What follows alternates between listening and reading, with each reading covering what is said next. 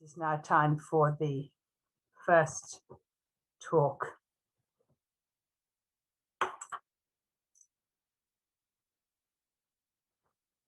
As I said, we are looking at chapters 4 to 8 of Mark's Gospel, at passages within those.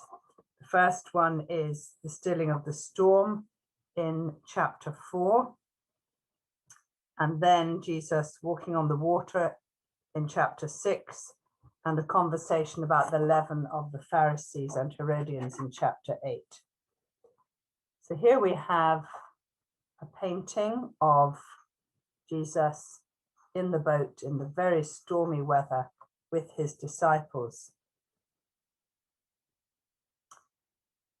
On that day when evening had come, he said to them, "Let us go across to the other side." And leaving the crowd behind, they took him with them in the boat just as he was.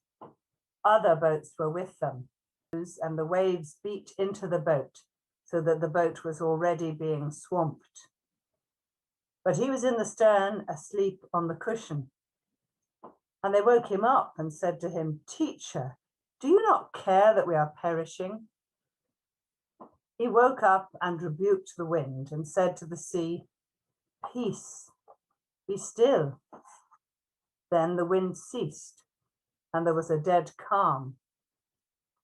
He said to them, "Why are you afraid? Have you still no faith?" And they were filled with great awe and said to one another, "Who then is this, that even the wind and the sea obey him?" Our first focus is on the stilling of the storm. Now, I don't know about you, but I'm always nervous in a boat unless the water is really, really calm. When I was on the Sea of Galilee many years ago, I was somewhat anxious because although it was a gloriously sunny day, the wind can get up very suddenly and cause terrible storms. Happily, it stayed calm, and we had a lovely communion service in the middle of the lake, which was very special. However, if I'd been with the disciples during that storm, I would have been terrified. The disciples' boat was stoutly made, and they were fishermen who knew their boat, knew the water, and they knew the currents and moods of the water. They were skilled at their job. But the wind was and is unpredictable. That day, the water changed because a strong wind came whipping up the waves until they seemed ferocious, like the psalmist's description of the heads of dragons on the waters. The stout boat tossed like a cork, soaring on the upsurge of the huge breakers, only to be flung down into a deep valley with waters arching high above their heads. Their ancestors of the old Israel had seen water as a wall to right and left as they passed safely through the Red Sea to freedom from the Egyptians. Though as yet these fishermen did not know it, they were members of the new Israel. And being saved through water would become a symbol of new life. However, because of their experience of other storms, they thought they were about to drown. They also had experience of Jesus' power, but he was asleep in the stern.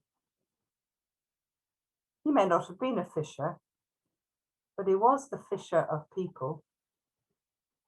So why wasn't he using his power to help them? Was he so exhausted that he was beyond feeling the considerable swing motion of the boat, or hearing the tumult of wind and wave, or feeling the rising levels of water inside the boat? How could he sleep while their lives were in peril? Though, of course, later on in a garden, they would sleep when his life was in peril. As our ordinand UJ pointed out in a recent sermon, The disciples knew from their scriptures that God never sleeps. But now he seems to have withdrawn his protection as if he was absent. Why wasn't Jesus exercising any power? So they woke him up, shouting above the din, "Teacher, do you not care if we perish?" Jesus woke, rebuked the wind, and said to the sea, "Peace, be still." And immediately there was a great calm. Then he rebuked them. "Why are you afraid?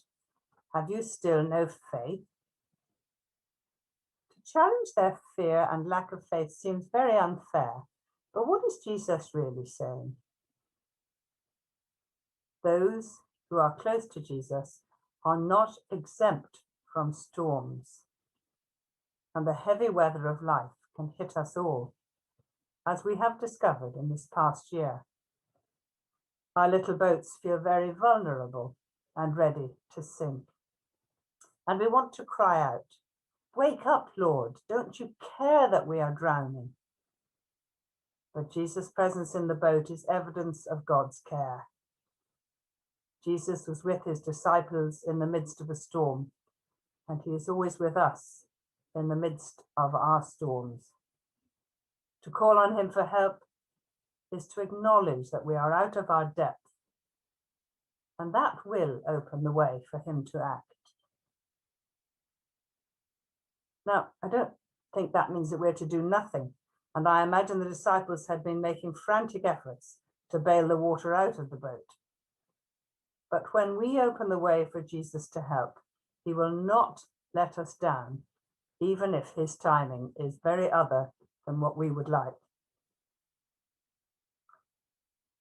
Notice verse 36. Other boats were with them. In stilling the storm, Jesus is showing compassion on everyone, on the little flotilla of boats, not just on his own friends. The current pandemic has made us aware of our helplessness and our vulnerability. But God's presence brings us hope. When Jesus seemed to tell his disciples off, saying, "Have you no faith?" he is rather asking them, "Where are you placing your faith?" Perhaps they were relying on their considerable past experience as fishermen. But Jesus wants to challenge them to put their faith in him, to recognize who he is. This conversation happens early in all three of the synoptic gospels. And that reminds us, I think, that the disciples' understanding of who Jesus really is took time to develop. And of course, ours does too. Moreover, I think Jesus is challenging them to be less timid in terms of calling upon his power. As Paula Gooder and many commentators point out, the word used for afraid here is not the usual Greek word for fear, phobos, from which we get phobia and other associated words, but the word delos, the word closer to timidity. When Jesus says, "Why are you afraid?" following, "Have you no faith?" I think he's trying to encourage the disciples to be less timid, to trust him, to be more confident about his relationship with them. As one commentary author, Alan Cole, points out, from the law through the prophets, God is seen as Lord and controller of the natural world and natural phenomena. Only he who had created the wind and the sea in the first place would dare to address them so, and their instant obedience shows his full deity as creator as well as redeemer. And we remember how powerful the one is in whom we put our faith, how totally trustworthy he is. Then we can be much less timid, much less fearful, less thrown around by the waves of trouble and difficulty that life washes over us. We can learn to be more obedient as the disciples were in beginning journey, we can learn to be more obedient as the disciples were in beginning their journey at Jesus' behest. Because when we are obedient, we can know that there will be storms, but God will never leave us. He will always be with us through these storms. As we go about our familiar routine of daily life, most of which we know and understand, we feel in control. Then suddenly one of life's storms hits us and knocks us for six. But we and everything around us are known to God, and He is with us in life's storms, showing by His sleep of faith in a storm that fear is overcome by faith. And faith is His gift to us. So we're going to take some time away from our screens now, just to be with Jesus, to reflect on Him and His power, and most of all, His presence. And we'll come back together at 10:45, 10:45. So you've got just over 35 minutes for quiet. And it might be nice to go out in the garden and sit and listen and look and be. See you later.